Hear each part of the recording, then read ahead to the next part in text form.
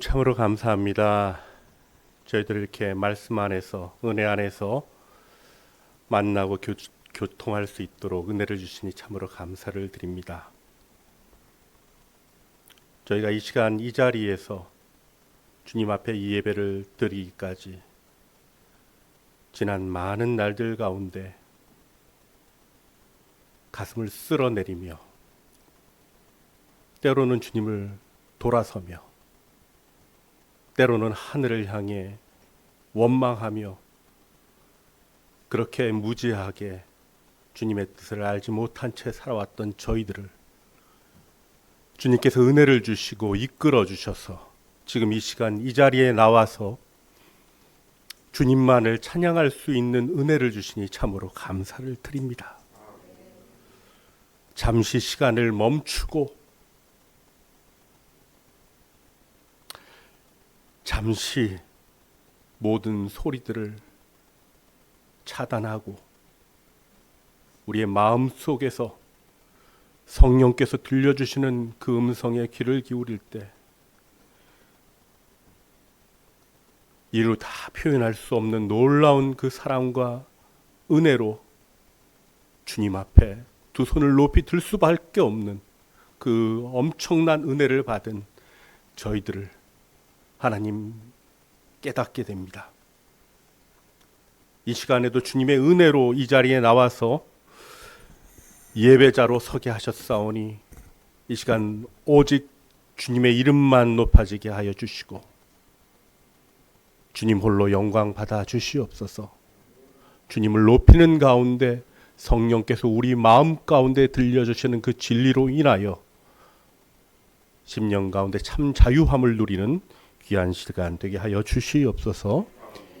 예수님의 이름으로 기도드립니다.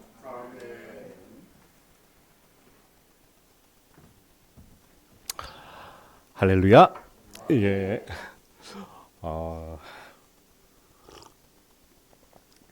우리 권영민 목사님하고는 그 학부 때 제가 조금 빨리 들어간 선배입니다. 근데 제 후배님이시지만 학부 때부터도 되게 남다르셨어요. 예. 제가 여러분들 아마 두란노 이름을 들어보셨을 텐데 거기서 이제 목회와 신학이라고 하는데 이제 학술 기자로 이렇게 좀 있었는데요. 그때 너무 좀 아끼는 후배여가지고 기회 있는 대로 좀 소개도 하고 싶고 그래가지고 제가 뭐 이력서도 받고 또 이전에 썼던 어떤 좋은 자료들도 좀 보내달라고 하고 그렇게 보면은 이제 깜짝깜짝 놀랐습니다. 그때 그 전에 이제 신대원 학부 이럴 때 이제 써놓은 그런 그 아티클 논문 학교에는 과제로 제출을 했을 텐데 그게 그 출간이 되면은 하나의 책이지 않겠습니까? 논문이고 이미 학부 때 그리고 신대원 이렇게 다니실 때부터 너무 높은 수준의 말씀을 주회하고 또 말씀 자체를 사모하고 말씀을 하나님이 주신 그 성령의 조명하심 가운데 은혜로 읽어내야 되죠. 할렐루야. 근데 동시에 학자잖아요. 또 목사는 학자이어야 하는데 그 학자적인 면모를 가지고 너무나도 잘 그 말씀을 정말 그 뜻을 드러내 보이시는 그런 글들을 읽으면서 제가 와 놀랬어요. 그때부터. 네. 그리고 있던 저도 이제 호주 가서 사역을 하고 또 여러 하나님 전 늦게 머리만 좀 뭐 발달을 해서 그런 건지 책을 많이 읽고 많은 학자들을 접하고 뭐 이렇게 하다 보니까 제가 읽는 책의 그 은혜에 대한 얘기, 구원받았음에 대한 이야기들 저는 제가 그런 줄 알았어요. 근데 실제로 인생을 살아가는 가운데 제 삶 가운데 이제 실제로 게임의 현장으로 들여 보내주신 거죠. 그 속에서 경건의 모양은 있으나 경건의 능력이 없는 허당인 저 자신을 경험했죠. 참 그러면서 참 하나님의 특별한 은혜로 이렇게 준비되게 됐는데 우리 목사님은 그렇게 잘 준비 학문적으로도 준비되셨는데 그러면서도 이후에 제가 되게 한 20년 만에 만났나요, 목사님? 봤는데 너무 감사하고 은혜로운 거예요. 목사님이 그 속에서도 또 목회적으로도 얼마나 많은 그 준비들을 해오셨어요. 어느 거 하나 부족함이 없는데 인생의 연약함 가운데 생명이 죽게 있음을 경험하는 특별한 그 체험들을 통해서 정말 그 모든 것이 하나님의 주권과 뜻 가운데 붙잡혀서 쓰여질 수 있는 귀한 목사님으로 세워지신 그 모습을 보면서 너무 반가운 거예요. 할렐루야. 그러니까 여러분들 그거 있잖아요. 진짜 참된 성도들은요, 진짜 성도를 만나면 어때요? 반가워요. 실력 있는 목사님을 만나면 시기하고 질투하고 나보다 잘났나? 나보다 못났나? 이렇게 잣대를 대는 게 아니라 너무너무 막 반가운 거죠. 할렐루야. 그렇죠? 하나님께서 지으셨구나. 하나님께서 지금 지어가고 계시는구나. 그 울림이 같아서 너무 반가운 거예요. 사실 제가 학부 때부터 쭉 이제 신대원이나 졸업하고 그 유수의 교회들과 또 사역 경험들이 되게 좋은 쪽으로만 많이 갔었거든요. 그래서 친구들이나 선배들이나 후배들이나 뭐 저렇게 저 선배 목사님은 잘 갈까 그러는 사람 중에 하나였어요. 그때 사람들이 가만히 있어도 좀 이렇게 이름만 듣던 분들도 연락이 오고 뭐 넌지시 뭐 기회도 물어보고 뭐 여러 그런 분들이 많았습니다. 근데 여러분들 경험해 보시지 않으셨는지 모르겠지만 어려운 날이 딱 되니까 싹 따라하더라고요. 안 보여. 그 지금 저는 조용히 제야에서 책장을 넘기며 노동을 하며 현장 속에서 밤에는 15년을 그렇게 노동자같이 살았고 낮에는 10여 년을 어려운 책장을 넘기면서 그렇게 살아왔는데 그러다 보니 제야에서 조용한 사람이 돼 있는 거죠. 아무도 실리상 저한테 연락을 할 일이 없습니다. 저한테 연락하는 분들은 진짜예요. 할렐루야. 그래서 제가 요번에 그 박사 학위식에 갈 때 몇몇 목사님들과 또 지인들을 모셨는데 그분들이요, 저가 빠져도 너무 잘 어울려요. 왜 그럴까요? 저 같은 사람도 맞아주실 분들이라 그분들은 서로가 서로를 섬기고 사랑하고 그럴 수 있는 너무나도 귀한 분들인 거예요. 목사님 서울 올라오셔서 강의를 하시는 설교와 강의를 하러 올라오셨는데 다른 분 제가 알기로 만날 분들이 참 많았거든요. 근데 다 밀어두고 조용 아무 실리가 없는 저에게 시간 전체를 다 할애하시고 만나고 식사하고 함께 교제하는 그런 목사님이셨어요. 그거 자체가 너무나도 큰 은혜였습니다. 할렐루야. 성도는 이 땅에 살아가면서 매력으로 승부 거는 사람들은 아니에요. 사실 우리에게 매력이 없는 건 아니에요. 우리가 매력을 사용할 수 있어요. 다채로운 매력을 사용할 수 있지만 그 매력으로 이끌려진 사람들은 우리 공동체에 그 매력이 사라질 때 어떻게 할까요? 떠나요. 그렇죠. 그 매력 때문에 만난 내 배우자는 내 매력이 사라지면 어떻게 돼요? 떠나요. 우리는 매력으로 어느 정도까지 효과를 만들어낼 수 있지만 그 매력은 한시적이고 한정적인 거죠.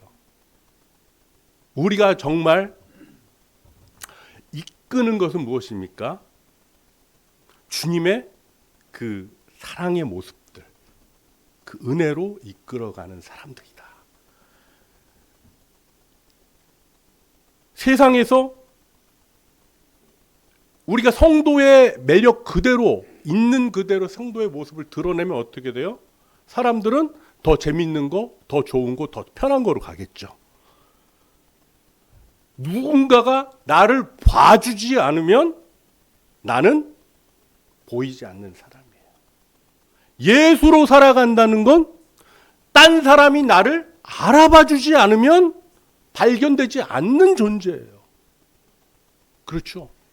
내가 이 공동체, 우리 교회 공동체 안에 있다는 건 무엇입니까? 예수로 살아가고 있는 나를 발견해 주는 사람들이 있는 거예요. 할렐루야. 바로 권 목사님이 저한테 한두 달 전에 만났을 때 제 야에 조용히 있는 사람을 보고 형님이라고 불러준 그런 목사님이세요. 여러분들, 우리 권 목사님을 통해서 또 여러분들이 하나님 안에 아름다운 사람으로 발견되어지고, 또 여러분들도 목사님을 그렇게 존귀히 여기고 옆에 계신 지체들을 하나님의 예수 그리스도로만 살아가는 여러분들을 귀하게 보는 그런 귀한 아름다운 공동체 되길 주님의 이름으로 축원합니다. 아멘. 자, 오늘 말씀은 은혜 가운데 강함이라는 제목으로 말씀을 전하려고 하는데, 이렇게 준비한 게 20장이 넘어요. 하다 보니까 20장이 넘는데 그거를 한 장으로 다시 했다가 또 핸드폰에다 요약을 했다가 또 오늘 교환을 보니까 교환에다가 이렇게 하면 되겠구나. 이렇게 해서 요걸 들고 섰습니다. 좋으시죠? 오늘 말씀은 디모데 후서에 대한 이야기잖아요. 디모데 후서에서 2장과 4장을 앞부분 2절, 1절 해서 3절을 제가 선택을 했는데, 사실은 디모데 후서 전체 1장부터 4장 전체가 이야기하고 있는 바들에 대해서 좀 우리가 함께 나눌 수 있는 그런 시간이 되지 않을까 싶어요. 오늘 본문은 우리가 이 시대에 은혜 가운데 살아가는데 약한 시대입니다. 교회가, 성도가 사실은 은혜를 모르고 살아가는 시대일 수도 있어요. 그리고 은혜로 살아간다고 하지만 머리로만 알아서 그 능력이 나타나지 않아 연약한 시대. 오늘 본문은 우리에게 이 이야기를 합니다. 은혜 가운데 강하라. 한번 따라해 볼까요? 은혜 가운데 강하라. 제가 가끔 이런 말들 많이 하거든요. 문자에다가 은혜 안에 강건하세요. 이런 말들 합니다. 바로 이 본문에 준한 거거든요. 은혜 가운데 강하라라고 오늘 이러한 시대 가운데 오늘 본문은 이야기하고 있다는 거예요. 왜 그럴까요? 진짜 인생이라고 하는 게임을 살아갈 때 은혜 안에 강함을 가지고 나아가는 자들이 진정한 승리를 거둘 수 있기 때문에 그렇습니다. 진짜 인생을 살아가고자 한다면 은혜 안에 강함을 가지고 진검승부를 해야 진짜 승리자가 되기 때문에 그렇다는 거예요. 제가 질문 하나를 하겠습니다. 호랑이와 악어가 싸우면 누가 이길까요? 호랑이하고 악어하고 싸우면 누가 이길까요? 자, 우리 어린이 친구들도 있고 우리 중고등부도 있는 것 같은데, 청년도 있고, 누가 이길까요? 호랑이다. 마음을 정하세요. 악어다. 마음을 정하세요. 자, 손을 올려보겠습니다. 호랑이다. 자, 2분 당첨되셨습니다. 3분. 악어다. 오, 악어. 그래. 우리 친구, 왜 악어라고 생각했어요? 그냥요. 좋아? 그래, 뭐. 속에 이유가 있었겠지. 그렇죠. 왜 악어라고 얘기하셨습니까? 나름대로? 악어가 워낙에 큰 악어가 있으니까? 수륙양용.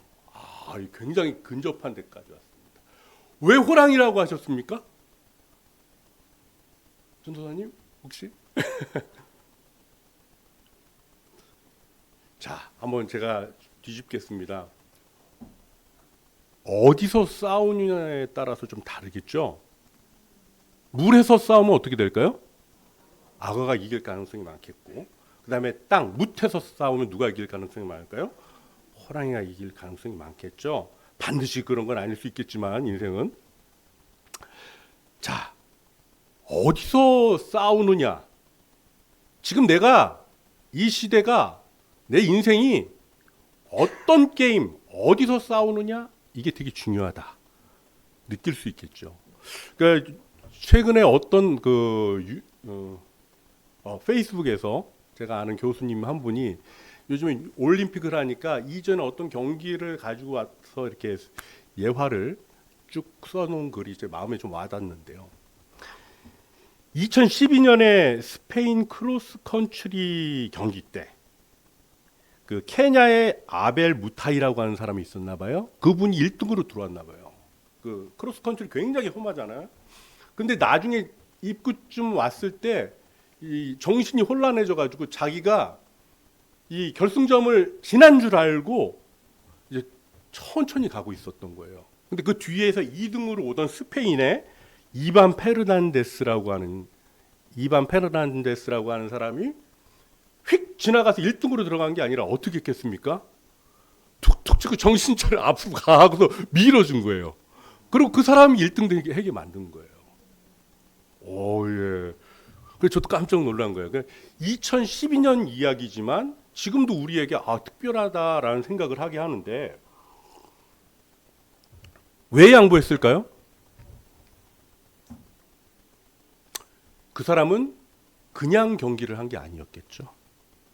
그냥 경기보다 늘 인간됨에 대한 인생의 경기를 하고 있던 사람인 거예요.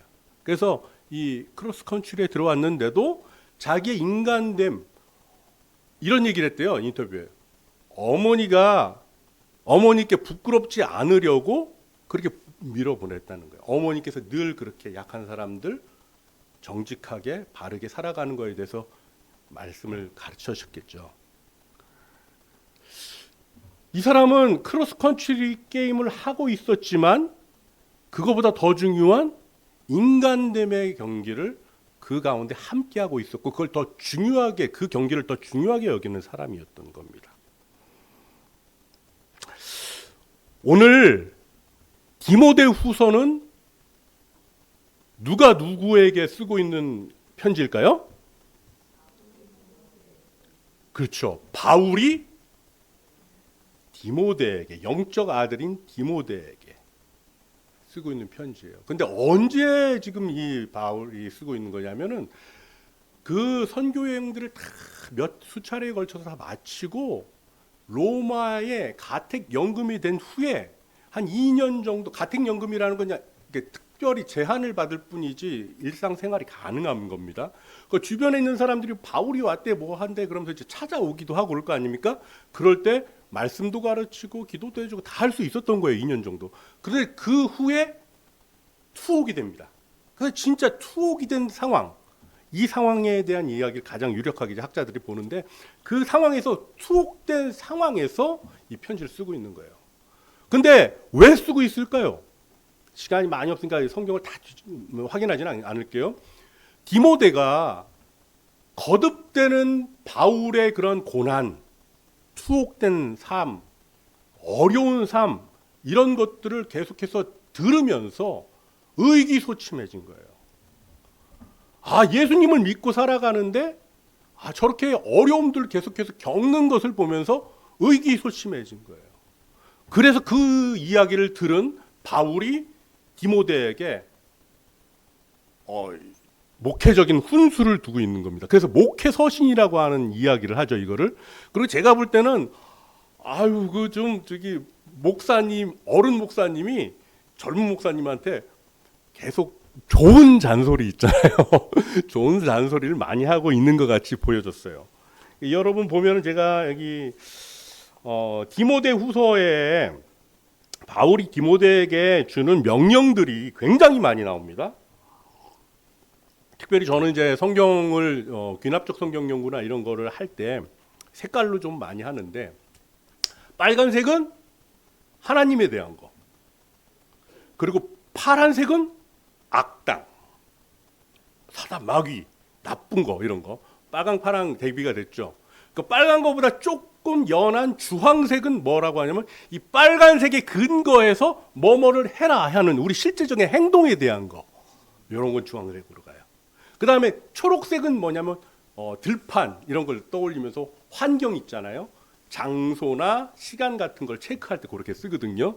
그래서 제가 이거 쭉 색깔을 해보면 뭐 제 성경은 이런 식으로 되어 있습니다. 색깔이 좀 이렇게 되어 있어요. 그렇게 해서 파란색 있는 데 가면 어떻게 될까요? 나쁜 놈들 이런 거죠. 빨간 거 그러면 주님이 하신 말씀 이런 거. 근데 이제 그 주황색 있는데 뭐뭐 해라 이렇게 명령 성도에게 권면하고 이런 부분들 이렇게 적용이 되는데 이렇게 하기를 한 20년, 30년 가까이 해온 것 같아요. 근데 제가 한번 여기 있는 걸 체크를 해보니까 아이고 바울이 디모데에게 주는 그 명령들 여러분도 한번 성경 한번 확인해 보세요. 1장에 보면 6절에 하나님의 은사를 다시 불릴 듯하게 하라 이런 거죠. 그 다음에 8절에 보면 복음과 함께 고난을 받으라. 13절에 보니까 내가 들은 바 바른 본받아 지키라. 14절 보니까 내가 부탁한 아름다운 것을 지키라. 계속 명령하죠. 2장에 들어가 보니까 2장 1절에 은혜 가운데 강해라. 2절에 보니까 내가 들은 바 충성된 사람들에게 부탁하라. 그러니까 복음을 전파해라 그 얘기죠. 2장 3절에 보니까 너는 그리스도 예수의 좋은 병사로 나와 함께 고난을 받으라. 7절에 보니까 내가 말하는 것을 생각해봐라. 늘 말씀을 생각하면서 살아가라. 그러면 총명 준다. 이렇게 말씀하고 있고 14절에 보니까 엄히 경계해라. 다툼하는 사람들에게 하나님 앞에 하지 말라고. 15절에 보니까 너는 진리의 말씀을 옳게 분별하여 그리고 부끄러울 것이 없는 일꾼으로 인정된 자로서 자신을 하나님 앞에 드리기를 힘쓰라. 또 16절에 망령되고 헛된 말을 버리라. 22절에 청년의 정욕을 피하고 주를 깨끗한 마음으로 부르는 자들과 함께 의와 믿음과 사랑과 화평을 따르라. 23절에 보니까 어리석고 무식한 변론을 버리라. 아이고. 그 다음에 3장에 가보니까 3장 1절에 너는 이것을 알라. 말세에 고통하는 때가 이르러 이 같은 자들에게 내가 돌아서라. 경건의 능력을 부인하는 자들에게 돌아서라. 14절에 너는 배우고 확신한 일에 거하라. 4장에 가니까 너는 말씀을 전파하라. 때를 어떤지 못 어떤지 항상 힘쓰라. 범사의 오래 참음과 가르침으로 경책하며 경계하며 권하라. 5절에 보니까 모든 일에 신중하며 고난을 받으며 전도자의 일을 하며 내 직무를 다하라. 9절에 보니까 속히 내게 오라. 또 13절에 보니까 겉옷 책 가지고 와라. 15절에 너도 주의해라. 나를 회방한 사람을 주의해라. 이렇게 지금 빨리 한 1분 정도 안에 제가 이 디모데후서 1장부터 4장 안에 있는 모든 바울이 디모데에게 주는 모든 권면들을 명령어를 찾아서 확인했습니다.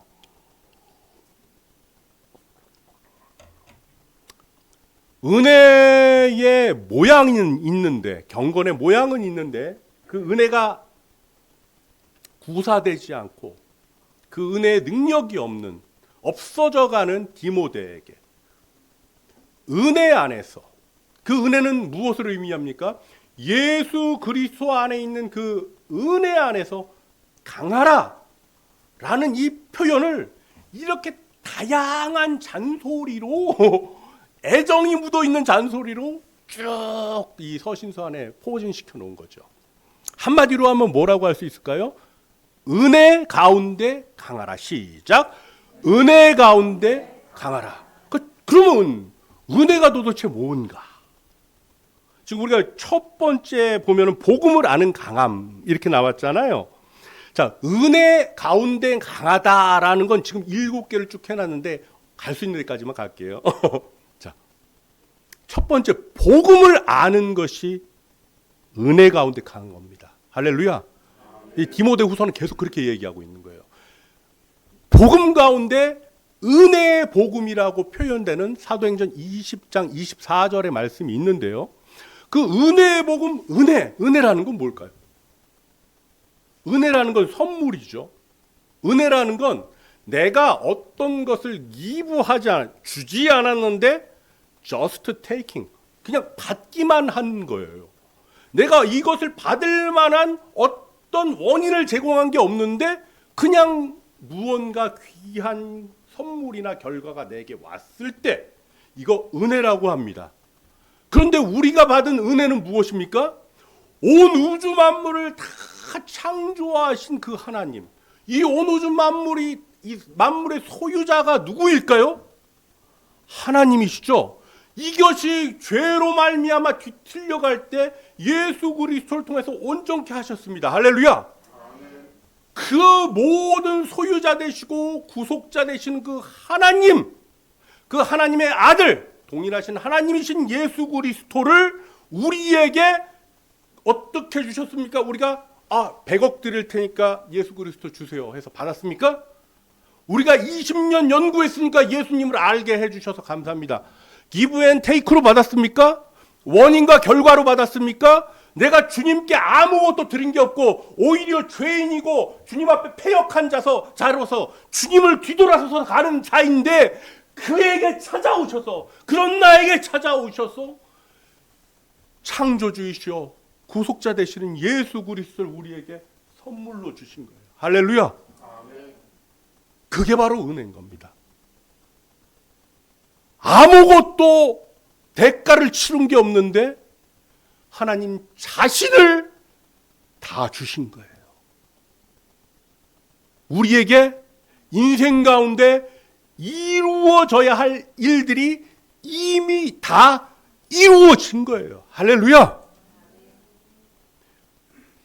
무한대 플러스 1은 무엇입니까? 무한대죠. 무한대 플러스 1조는 무엇입니까? 무한대죠. 우리 인생 가운데 영원하시고 무한하신 그 하나님이 이미 우리 안에 계시고 내가 그 안에 계십니다. 할렐루야. 그 삶을, 그 엄청난 은혜의 복음의 삶을 살아가고 있는데 내 인생 가운데 누군가가 찾아와서 사자와 같이, 호랑이와 같이 찾아와서 갈취하고 떠나버린 어떤 그놈의 나쁜 놈이냐 그런 인간들을 만나보신 적 있으시죠? 잃어버렸다고 해서 잃어버린 걸까요? 안 잃어버린 걸까요? 내게 더 이상 잃어버린 것이 아니지요. 무한대 마이너스 100조 무엇일까요? 무한대. 하나님은 내게 이루실 것을 다 이루셨기 때문에, 그렇기 때문에 용서가 가능한 거예요. 할렐루야. 내 인생의 수많은 20년, 30년, 40년, 50년 그 이상을 다 바쳤는데 그 결과가 아이고 이게 내가 노력한 거에 비해서 아이고 결과가 너무 작잖아. 억울해요? 더 이상 빼앗긴 게 아닌 이유가 무엇입니까? 전체 되시는 주님이 내게 선물로 주어졌어요. 예수 그리스도께서 우리에게 오신 거예요. 할렐루야. 그렇죠. 그래서 복음을 첫 번째로 무엇이라고 합니까? 사도행전 20장 24절에서는 은혜의 복음이라고 표현하는 거예요. 도무지 세상의 사람들을, 착하다는 사람들에게서도 나타나지 않는 기브 앤 테이크가 상식입니다. 몇 번 줬는데 돌아오는 게 없으면은 우리가 속에서 무슨 옆에 335 커피 마시면서 야 5번 밥 사줘도 한 번도 커피 한 잔 안 사더라. 이러면서 뭐라고 해요? 끊어. 이래잖아요. 이게 상식이에요, 상식. 상식이 준해서 살아가야 우리가 그 속에서 사회에서 살아가죠. 그러나 우리의 삶은 사회에서 준해서 살아가는 것보다 더 중요한 무슨 게임을 하고 있어요? 복음으로 인생을 살아내는 게임을 하고 있다 이 말이지. 할렐루야. 세상에서 성공하고 행복하게 살아가는 인생에 있어서는 어느 정도 준하며 어깨를 겨루며 같이 살아가고 있는지 몰라도 복음으로 인생을 살아내고 있는 것에서는 최종의 주님께서는 그걸 보시는 것을 우리는 성경에서 알고 있는데 우리 도대체 무슨 게임을 하고 있냔 말이에요. 우리가 살아가고 있는 게임은 무슨 게임입니까? 복음으로 살아가는 게임이에요. 할렐루야. 아무도 인정 안 할수록, 내 옆에 있는 남편도 내 자식 새끼도 몰라줄수록 하나님은 더 잘하시는 거예요. 그럴수록 더 주님 앞에 무릎 꿇고, 절대적으로 무릎 꿇고 기도하며 나아가는 겁니다. 그럴 때 하나님의 사랑이 더 깊어지는 거예요. 할렐루야. 이 체계적으로 쭉 얘기를 많이 하고 싶은데 시간은 가고 그렇습니다. 그러니까 복음을 아는 강함, 은혜 가운데 강하다라는 건 복음을 아는 거예요.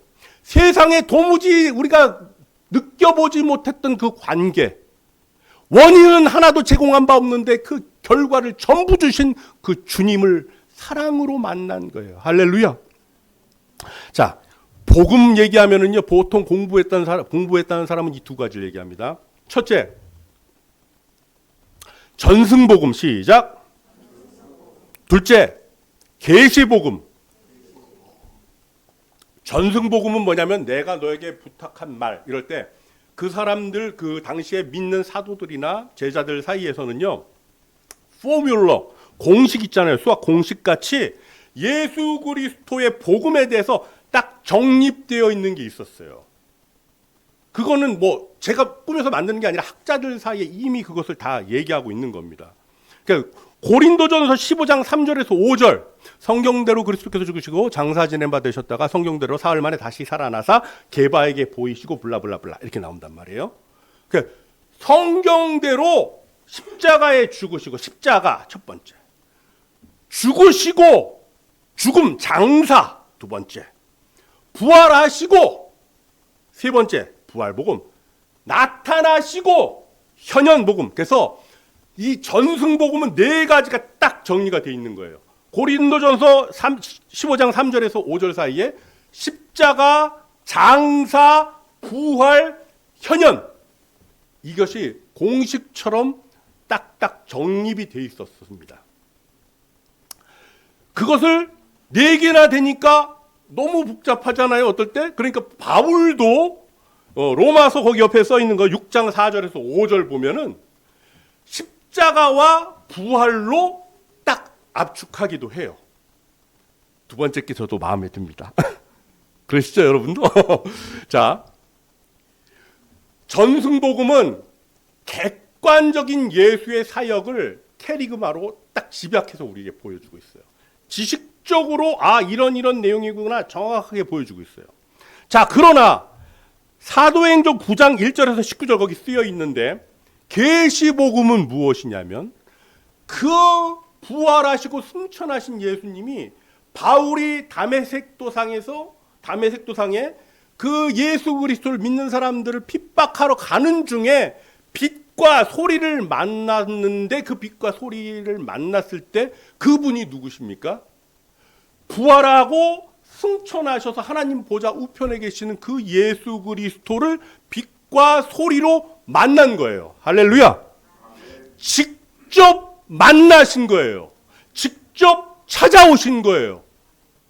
자, 그래서 이제 뭐 김세윤 교수님 같은 경우는 이게 전승복음을 공부해서 십자가, 장사, 부활, 현현의 복음을 듣고 공부해서 바울이 변화됐느냐, 아니면은 다메섹 도상에서 빛과 소리를 듣고 직접 예수님과 계시된 예수님을 만나서 변화됐느냐, 두 가지 다라는 거예요. 인격적 만남을 가졌는데 그것이 해석되기 시작한 것, 아니면 그 전에 들려졌던 그 이해에 핍박하기 위해서라도 들은 바가 있었을 거 아닙니까? 그런 것들과 어떻게 그 사건이 연결되는가를 확인했다는 거죠. 우리가 압축을 해보겠습니다. 이 성경에 있는 내용대로 예수 그리스도를 경험적으로 만나야 참 믿음입니다. 할렐루야. 그렇죠. 근데 혼자 막 이거 주야 막 이렇게 하면서 기도하다가, 저도 산기도 너무너무 많이 했던 사람인데 막 기도하다가 예수님의 소리도 듣고 빛도 듣고 다 했는데 복음에 대한 연합은 없는 거예요. 그럼 막 정말 주님을 만났다고 하고 막 그 방언도 하고 다 했는데 예수님의 복음, 예수님의 사랑은 모르고 그냥 신비 체험이 좋은 거예요. 그러면서 그 하나님을 만났대.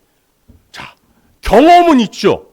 계시된 것 같다라고 얘기할 수 있겠죠. 그러나 뭐가 없습니까? 성경이 말하고 있는 전승복음에 대한 객관적인 내용이 근거가 되지 않죠. 우리가 기도하면서 살아가면서 경험해야 한다는 것은 무엇입니까? 성경이 객관적으로 얘기하고 있는 그 구원의 방도를 주님께서 실제로 찾아와 주셔서 내 삶 가운데 그 사건을, 똑같은 사건을 일으켜 주시는 거예요. 할렐루야. 자, 그렇죠. 객관적 구원의 내용이 주관적으로 성령을 통해 우리에게 적용될 때, 그래서 그 만남이 그냥 감정 정도가 아니라 인격적 만남으로 감득될 때, 느껴지고 그것을 얻게 될 때, 그럴 때 참 구원을 받았다라고 얘기할 수 있는 거예요. 그러면 그것은 무엇입니까? 성경에서 지금 얘기한 대로 복음에 각각 연합하는 거예요. 자, 4개보다 2개로 갈게요. 십자가와 부활에, 십자가에 연합하고 부활에 연합하는 겁니다. 십자가에 연합한다는 건 무엇을 의미합니까? 주님이 십자가에 못 박혀 돌아가실 때 그 죄는 바로 나의 죄였지. 통회하면서 내가 그 죄를 지은 자인데 왜 주님이 돌아가셨는가? 그것이 깨달아지게 되는, 내가 하나님 앞에 엄청난 죄인이라는 것을 깨닫고 수치와 죄책감 가운데 다 고백하게 되는 하나님의 공의로운 심판이 내게 임하게 되는 거예요. 그것을 인정하는 거예요. 그때 자유로워집니다. 동시에 그 십자가의 죽음에 연합할 뿐만 아니라 같은 시점에 부활하신 새 생명, 예수의 부활하신 영생이신 새 생명에 연합하는 그러한 일도 동시에 일어나게 되죠. 그때 주어지는 그 마음의 감격이 무엇입니까?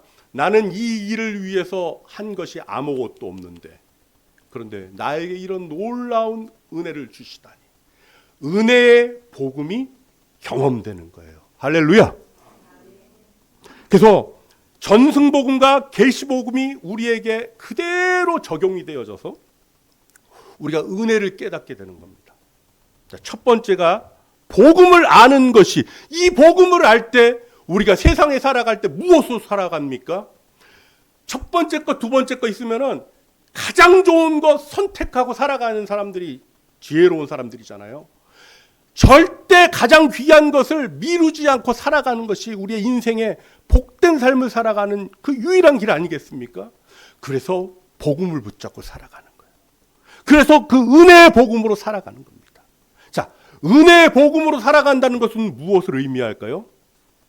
영생을 얻은 자로 살아가는 거죠. 자, 영생, 이번에 보시면 영생을 아는 것이 강합니다. 영생이란 무엇일까요? 영생? 영원한 생명. 자, 그럼 영생을 얻었다 그럼 여러분들 어떻게 이해하십니까? 예수 그리스도를 믿어서 영원히 산다? 시간으로 영원히 산다? 그것도 물론 포함하지만 성경에서 이해하고 있는 영원한 생명, 영생이라는 무엇이냐면요. 거기 요한복음 17장 3절 동그라미 쳐놓으세요. 그리고 한번 읽어보시겠습니다. 요한복음 17장 3절 5분만 더 마무리하세요. 영생은 한번 읽어보시죠. 찾으신 분께서.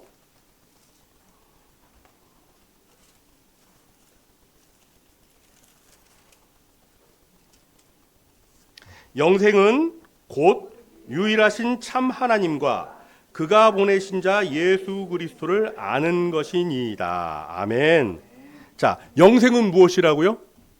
유일하신 참 하나님과 그가 보내신 자 예수 그리스도를 아는 것이다. 그게 영생이라는 거예요. 양으로 긴 게 아니라 질적으로 알아야 할 분을 알게 된 상태가 그게 영생인 거예요. 우리가 예수 유일하신 한 분이신 하나님, 성부 하나님과 그의 아들이신 예수 그리스도를 몰랐을 때의 삶은 어때요? 육신적으로 살아있으나 영적으로 죽어 있는 영적 사망으로 살아가고 있는 거죠. 그러나 알아야 될 분을 알고 살아가는 상태, 유일하신 하나님과 그가 보내신 자 예수 그리스도를 아는 그의 아들 예수 그리스도를 알고 살아가는 것이 무엇입니까? 그게 영생이라는 거예요. 자, 성경 속에서 안다는 것과 믿는다는 것은 같은 것을 의미합니다. 안다는 건 그냥 머리로 아는 것이 아니라 인격적으로 아는 것, 그리고 신뢰하는 것, 이런 것들을 다 포함하는 거예요. 그 영생, 우리가 은혜 복음으로 살아가며 그 영생을 누리는 거죠. 요한복음 3장 36절에 보면 아들을 믿는 자에게 무엇이 있다고요? 영생이 있어요. 아들을 믿지 않는 자에게는 영생이 없죠. 아들을 순종하지 않는 자에게는 영생이 없는 거예요. 아들이 예수 그리스도가 있는 자에게 영생이 있는 거고, 예수 그리스도 자체, 그분 자체가 영생이시고. 그래서 우리가 한번 여기 1, 2번만 정리를 합니다. 은혜의 복음을 알고 이 은혜의 복음에 초청되어져서 그 은혜의 복음으로 우리가 누리며 살아가는 상태가 영생인 거죠. 영생. 할렐루야. 네. 네, 마무리해야 될 거죠. 예.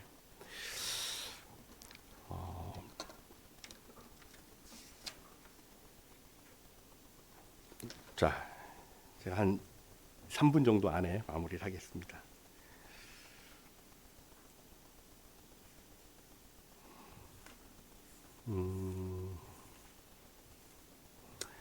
자, 우리 다시 본문으로 좀 가서 디모데후서 2장 1절과 2절에 보면 그리스도 예수 안에 있는 은혜 가운데 강하고 은혜 가운데 강하다라고 할 때 우리가 이 땅에서 인생 진짜 인생을 살아가며 강한 자로서 승리하는 것은 세상의 게임의 룰에 맞춰서 적응하며 앞서 나가는 것이 아니라 우리의 심령을 보시며 우리의 마음을 보시는 그 하나님 앞에 복음으로 인생을 살아내는 것, 그것이 강하다라는 겁니다. 아까 페르난데스처럼 크로스컨트리를 뛰고 있지만 그는 항상 더 큰 인간됨의 경기를 한순간도 미뤄두지 않았죠. 우리 크리스찬의 삶이 그렇다는 거예요. 인생을 살아가면서 내가 코앞에서 허용된 것 같지만, 그래서 승리할 수 있는 것 같이 보이지만 주님의 복음으로 멈추라고 할 때는 멈추고, 그 복음이 허용하는 그 삶을 복음으로 살아내는 것, 이게 하나님 보실 때는 진정 강한 삶이다, 그 얘기입니다. 두 번째, 거기 보시면은 2절 한번 같이 읽겠습니다. 시작. 내가 많은 증인 앞에서 내게 들은 바를 충성된 사람들에게 부탁하라. 그들이 또 다른 사람들을 가르칠 수 있으리라. 말씀을 가르치라는 거예요. 그렇죠? 말씀, 복음을 나누라는 거죠. 그럼 그들이 또 어떻게 한다고요? 또 다른 사람들에게 그 복음을 증거한다는 거예요. 자, 그리고 4장 2절에 보니까 무엇이라고 나옵니까? 너는 말씀을 전파하라. 때를 얻든지 못 얻든지 항상 힘쓰라 라고 이야기하고 있죠. 말씀을 증거하라는 거예요. 옆에 있는 공동체 지체들에게 몰라서가 아니라 우리가 더 풍성해지기 위해서 나누는 겁니다. 그럴 때 알고 있는 자들은 또 나아가서 믿지 않는 자들에게 그것을 증거하며 복음이 계속해서 확산되어져 나가겠죠. 제가 쫙 다 랩업을 하고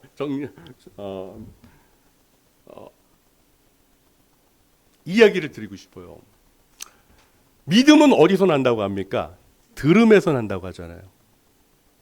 그리고 들음에서 난 그 믿음으로 이제 살아가기 시작하는 사람들은 어떻게 살까요? 전해야 사는 거예요. 살 길이 전해야 하는 겁니다. 때를 얻든지 못 얻든지 전할 때 내가 사는 거예요. 알기 전까지는 어떻게 돼요? 들어야 돼요, 무조건. 들어야지 살 길이 열립니다. 할렐루야. 그 들어서 우리 심령 가운데 복음으로 충만한 사람들은 어떻게 해야 돼요? 때를 얻든지 못 얻든지, 상황이 되든지 안 되든지 기회에 있는 대로 복음을 전해야 사는 것입니다. 이 하나님이 지으신 공동체를 그렇게 지어 놓으신 거예요. 우리 사랑하는 주님이 세우시는 교회 성도님들은 이 복음으로 충만한 그런 신령으로 살아가고 계신 분들인 줄 믿습니다. 그렇다면 우리가 살 길이 무엇입니까?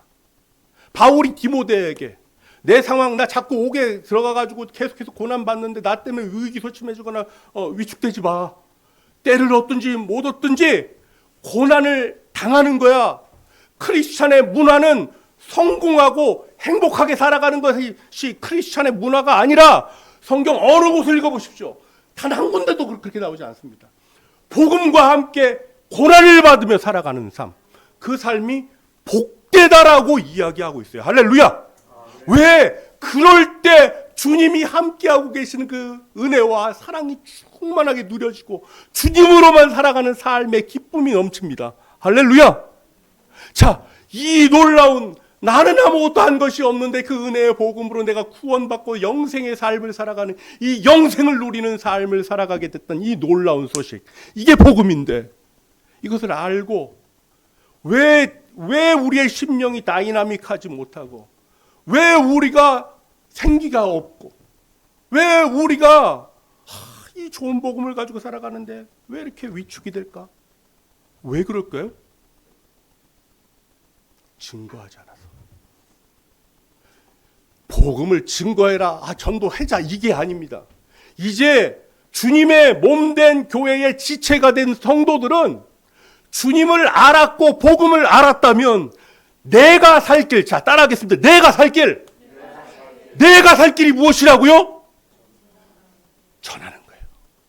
때를 얻든지 못 얻든지 전하면 내가 살아납니다. 우리의 몸은 주님의 부활체 연합한 몸인데요, 끊임없이 접촉할 때 새로운 세계가 열리고 주님이 확장되어져 나아가는 놀라운 스토리가 펼쳐지는 거예요. 할렐루야. 그렇죠. 자, 이 축복이 우리 주님이 세우신 교회 안에 충만하게 넘치길 주님의 이름으로 축원합니다. 한번 잠깐 기도하겠습니다. 하나님 감사합니다. 말세 사람들이 자고하고 배신하고 조급하고 자만하고 쾌락을 사랑하고 무종하고 원통함을 풀지 않고 선한 것을 좋아하지 않고 자기를 사랑하고 돈을 사랑하고 교만한 이러한 쇠퇴 속에 있는 많은 사람들이 있는데, 그 가운데서 저를 택하여 붙잡으시고 세우시고 복음으로 살아가며 은혜 가운데 강하여질 수 있는 복을 누리게 하시니 참으로 감사드립니다.